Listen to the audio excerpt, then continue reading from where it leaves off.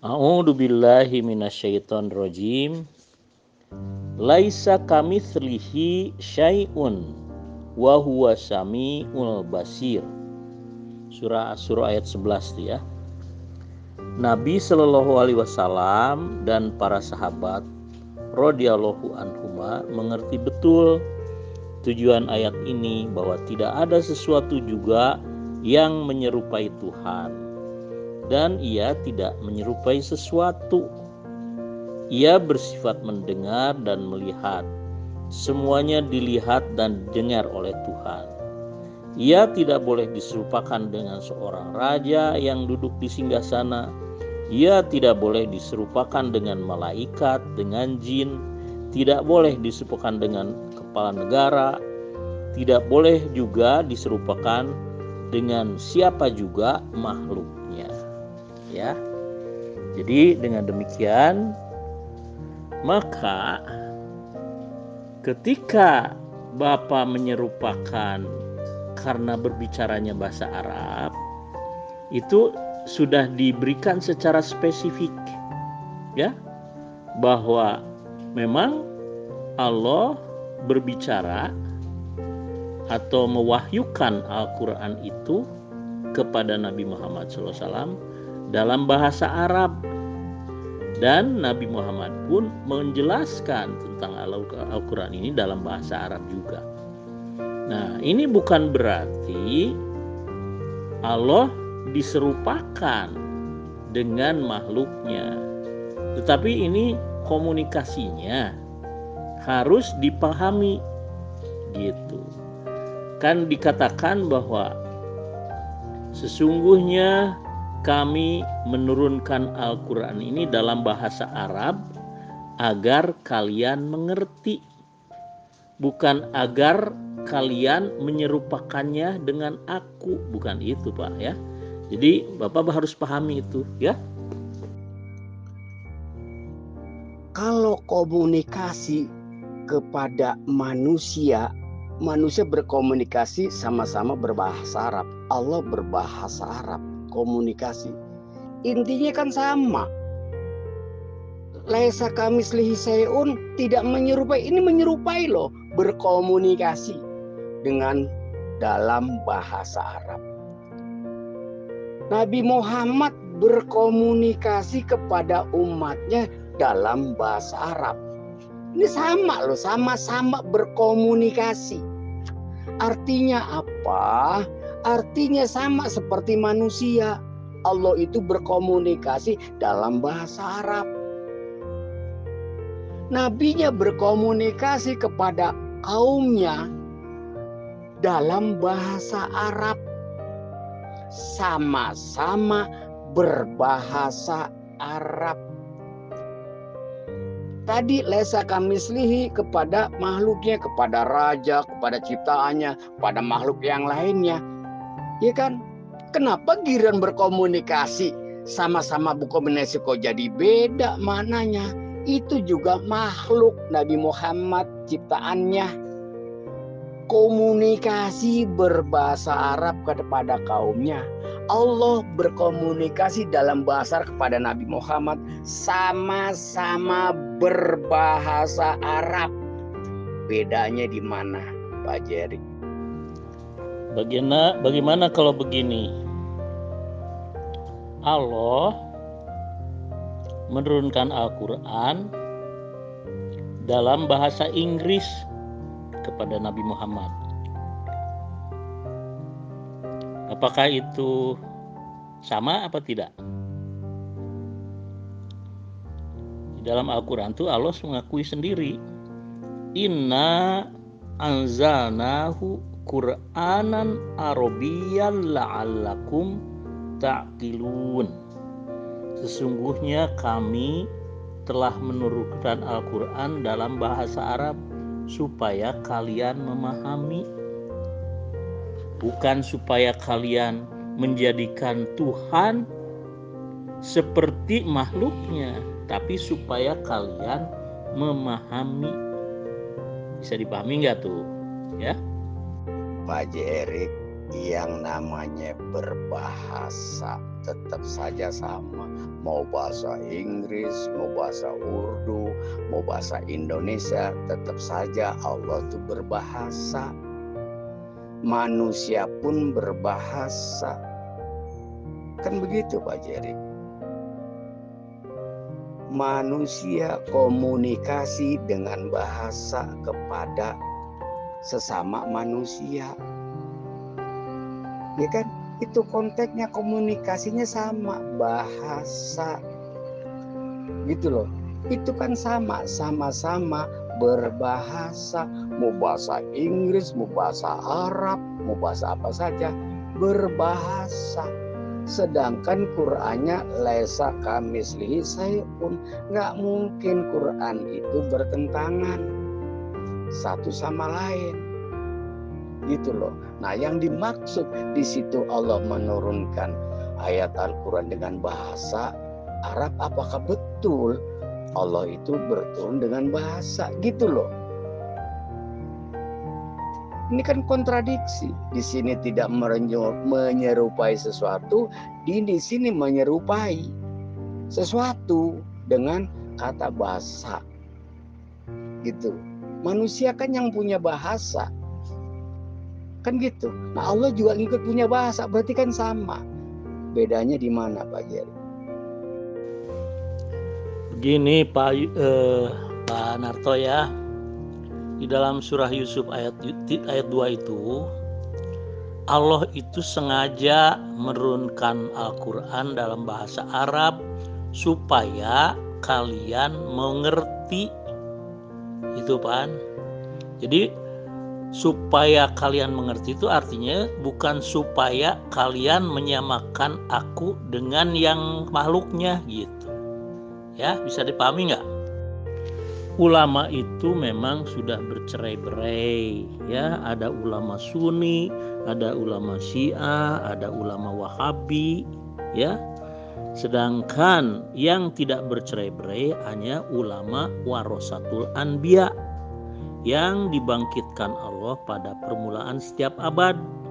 Ya, abad pertama Umar bin Abdul Aziz, abad kedua Imam Syafi'i, abad ketiga Imam Hambal, abad keempat Abu Bakar Bakilani, abad kelima Syekh Al-Ghazali, Imam Al-Ghazali, yang keenam Syekh Syekh Abdul Qadir Jalani, dan terus yang kesembilan Imam As-Suyuti, dan yang ke-14, abad ke-14 adalah Imam Al-Mahdi wal Masih Maud, yaitu Hazrat Mirza Ghulam Ahmad.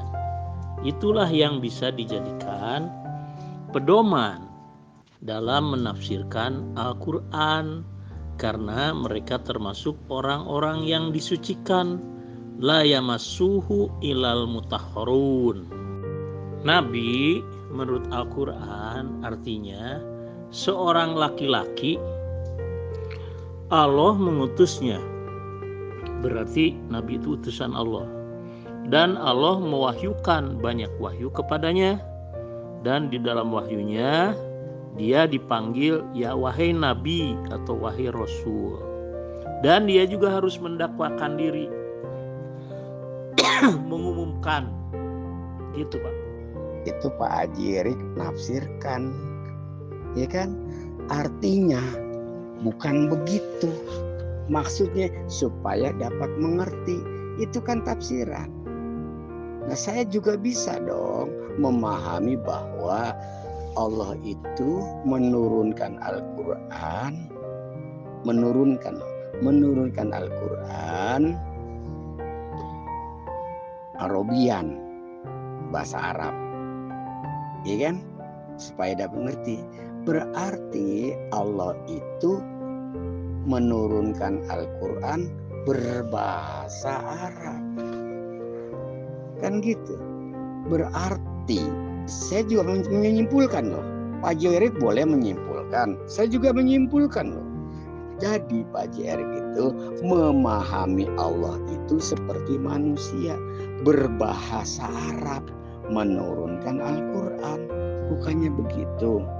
Padahal Allah itu tidak menyerupai sesuatu. Pak Haji Erik boleh nyimpulkan, kok saya nggak boleh menyimpulkan? Begitu Pak Haji Erik. Ya, belum ke Nabi. Nabi sudah tahu, Nabi adalah seorang laki-laki, seorang utusan yang menerima wahyu dan mendakwahkan dirinya sebagai nabi. Ya, itu kan kesimpulan Pak Jerik. Tetap saja kalau Allah itu berbahasa Arab bertentangan, ya kan? Berarti kan sama manusia, sama dengan manusia berbahasa. Sedangkan Allah itu pencipta. Masa sama dengan penciptanya? Itu aja. Ya kan? Nah, di sini saja memahami ayat Al-Quran dan Allah itu sendiri, Pak Haji Erik nggak paham. Masa Allah berbahasa Arab? Kan gitu. Nah, memang surah Yusuf seperti itu. Kami turunkan Al-Quran berbahasa Arab agar kamu mengerti. Apakah demikian yang dimaksud? Bertentangan dengan ayat yang lain itu surah Asy-Syura ayat 11. Laisa kamitslihi syai'un. Allah itu tidak menyerupai sesuatu. Apakah ayat Al-Qurannya salah atau cara memahaminya Al-Quran yang salah? Itu saja kok. Quran satu sama lain tidak mungkin bertentangan. Yang namanya berbahasa, manusia juga berbahasa, itu sama. Iya kan? Itu secara tidak langsung Allah disimpulkan bahwa pencipta dengan ciptaannya sama. Begitu Pak Jerik, pakailah logika sedikit. Bukan tafsiran Pak Narto, tapi Allah sendiri yang menyatakannya di dalam surah Yusuf ayat 2. A'udzubillahi minasyaitonirrajim. Inna anzalnahu Qur'anan Arabiyyan la'allakum ta'qilun. Sesungguhnya kami Allah telah menurunkan Al-Quran dalam bahasa Arab supaya kalian memahami. Wajar kan? Allah kan Maha Kuasa, ya. Beliau itu atau Allah itu tetap Allah. Tetapi ketika berkata-kata kepada manusia, ya dia berkata-kata dengan bahasa manusia. Kan dia berkuasa. Supaya apa? Supaya manusia itu bisa memahaminya, bukan menyamakannya dengan Tuhan. Itu namanya seperti itu tuh orang-orang Kristen, ya. Tapi kalau orang Islam enggak. Karena Allah berkata-kata kepada manusia sesuai dengan bahasa kaumnya, supaya kaum nabinya itu memahami. Tidak, Pak. Allah berkata-kata kepada manusia dengan 3 cara. 1, dengan wahyu langsung dari belakang tabir dan melalui Jibril. Ketika menyampaikan atau ketika Allah berkata-kata dengan nabinya, ya, maka Allah berkata-kata dalam bahasa kaum nabinya supaya kaum nabinya bisa mengerti. Itu tujuannya, Pak, ya. Saya paham bahasa Indonesia, cuman Pak Narto ini termasuk yang ngeyel, ya. Karena tidak mau menerima kenyataan bahwa Hazrat Mirza Ghulam Ahmad itu adalah Imam Al-Mahdi, Al-Masih Maud, Khalifatullah yang telah diutus Allah dari umatnya Nabi Muhammad Sallallahu Alaihi Wasallam. Kemudian Nabi Muhammad memerintahkan agar semua manusia di seluruh penjuru dunia itu baiat. Baiat itu sama dengan tauhid, ketaatan kepada Allah dan kepada Rasulullah SAW. Pak Haji Erik, manusia itu berbahasa, Allah itu berbahasa. Berbahasanya ini loh yang sama. Gitu Pak Haji Erik. Ini singkat sajalah. Berbahasanya ini loh Pak Haji Erik. Memang Allah ini manusia, sehingga bisa berbahasa Arab. Apakah benar Allah ini manusia? Itu loh. Coba pikir sedikit, renungkan. Berbahasa. Manusia juga berbahasa gitu loh Pak Haji Erik. Makasih. Pak Erik, cara memahami Tuhan saja nggak paham. Bagaimana paham dengan seorang nabi dan nggak paham Al-Quran itu apa? Itu saja. Boleh dong saya menilai, antum aja boleh menilai saya kok. Karena apa? Memahami Tuhan seperti sama memahami manusia, berbahasa. Memang Tuhan itu memang itu Tuhan manusia berbahasa. Kan gitu Pak Jerry. Tadi saya tanyakan, kalau memang itu Mirza Ghulam Ahmad itu seorang nabi, tahu dong alamat Allah di mana. Itu Pak Jerry. Saya ulang lagi pertanyaan ini. Kalau memang benar-benar itu utusan Allah, nabi Allah yang angkat, akan tahu alamat Allah. Di mana alamat Allah Pak Jerry? Ciri-cirinya hadits qudsi apa? Dan apa bedanya dengan wahyu?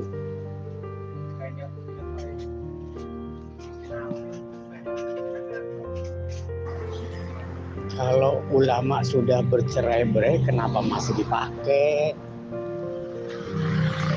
Pak Jerry, kenapa masih dipakai kalau ulama sudah bercerai-berai?